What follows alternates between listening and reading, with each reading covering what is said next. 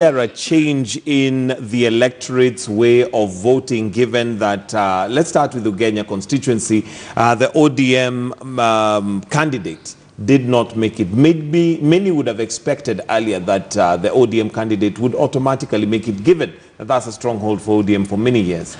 I think Ugenya is fairly unique. Ugenya has been known to go for the leadership if they choose. And even in the David Ochieng's election, when he lost, it was by a narrow margin, and the court found that there was a abracadabra that was done by ODM. Remember, this is the constituency that elected Honorable Rengo when Honorable Raila was running on NDP for president. They have done so they could do so, because sometimes, if you look at Honorable Ochieng, my young professional colleague, he has a very tangible development record. So that works in some constituencies. Now, you come to Embakasi, you will find that this seat was won by NASA, which basically was one side, NASA versus Jubilee. Then, what now ODM is doing is called Kiburi, pride.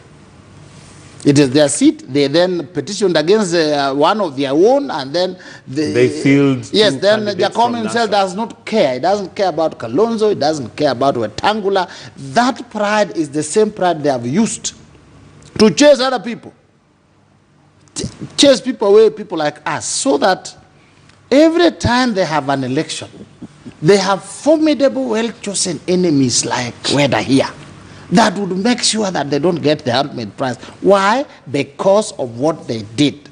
Now you see what they've done to the people of Embakasi. You have seen the result. The people of Ugenya, you have seen the result. They are now doing it to that lady. You see that lady crying. Aisha Jumwa. Because there are people in the party that are so proud that when they are kicking you like football, they don't want to know. Honorable Rango will dance around.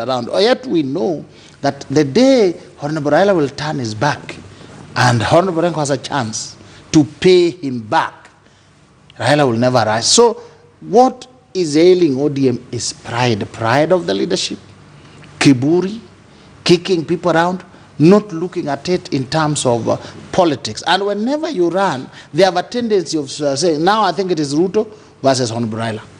Another time it was Uhuru versus Honorable Uhuru versus Honorable Raila. You run, even if you are TNA like me, they say you are good, but they take one of their own who is ODM double, and they say this one is an Uhuru man. This kind of propaganda, slowly people will reach where they say enough is enough. And Jacob also is growing old. He may dance, but now he cannot go chini kwa chini too much. And the people should know that the day Jacob is not on the ballot, some of these characters you see will go home round one, and they know it. Interestingly, Honorable Kosing, yes, we didn't see Raila Odinga campaign for ODM candidates as, actively as he normally does. Could that be part of the reason why there was a downfall? Kenyans have really speculated. Kenyans have really debated. And in my view, I think I have about 3 reasons why this is explained.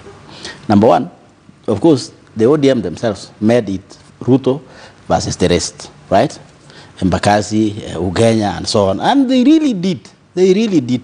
In fact, I would say this win that happened in Embakasi and Ugenya, Ruto won.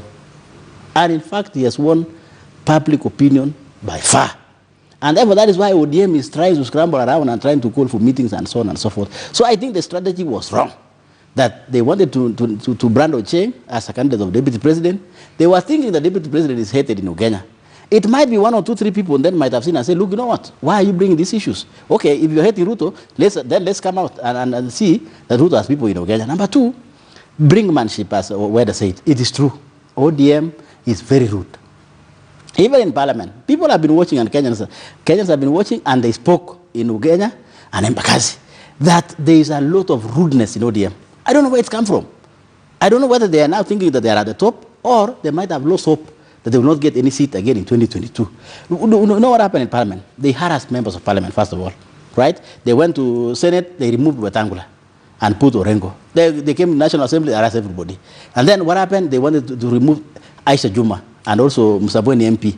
People are watching. Let me tell you, my Kenyans are not stupid. They are watching. They are very clever. And they are saying this party, in fact, is going the wrong way.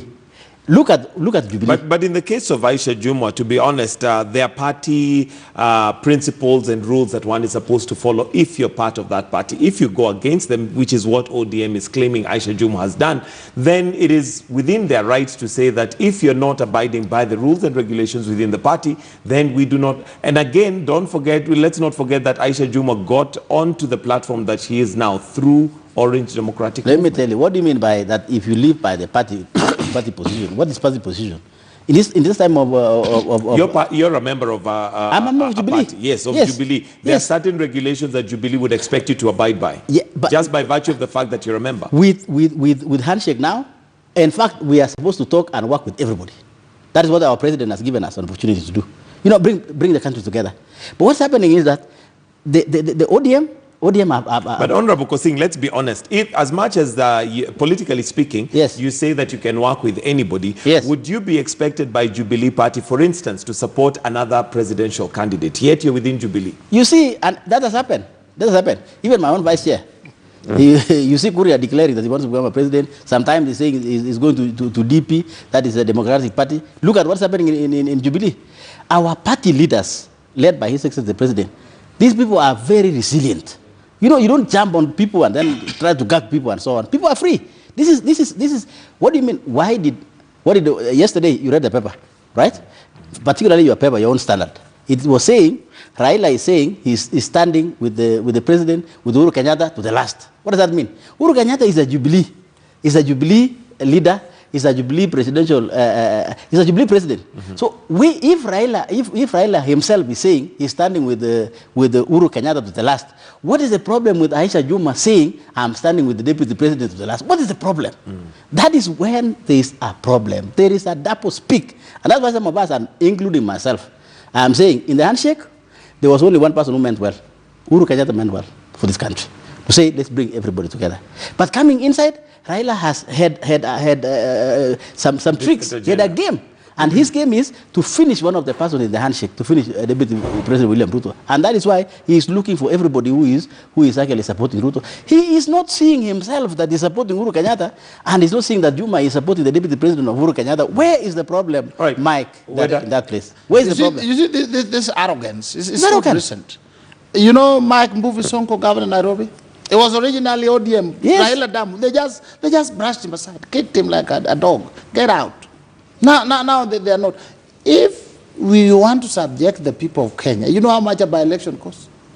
It runs into hundreds of millions. You put into a school, it's a grand international school. Now you want to subject people for a by-election in Malindi just because a lady said, this time around, I'm with the deputy president of the Republic of Kenya. He has not declared that he's a candidate so far. It is just talk in the yard. Political talk. Now, when a party wants to do that, and there are two of them, then you leave another one because another one came and said, kick me again, Baba kick me and slap me again, you are my bad. And then the lady says, I don't give a hoot. Then you say, remove that one. All right, Some gentlemen. kind of brickmanship.